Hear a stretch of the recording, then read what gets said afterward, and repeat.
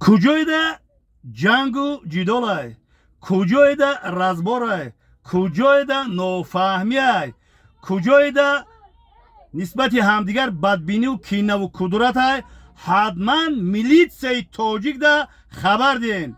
این شهر مردان وطن آمده حق رو به حقدار میدهند و از پای قدمی این میلیتسیای تاجیک پیشرفت و ترقیات تاجیکستان عزیزم و گل شکوفانی تاجیکستان عزیزم از این میلیتسیای تاجیک در چهره میلیتسیای تاجیک تمام شهر مردان سرسپرده وطن رو میبینم که احسن به اینها میگم و به ایدی کسبیشون تبریک و تهنیت میگم.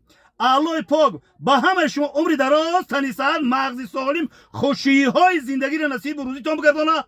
الله مهربان چه مراد و مقصدی داریم با اون مراد و مقصدی نکتون برسین. الله اکبر. زنده و سر بلند باشین میلیتسیای تاجیک.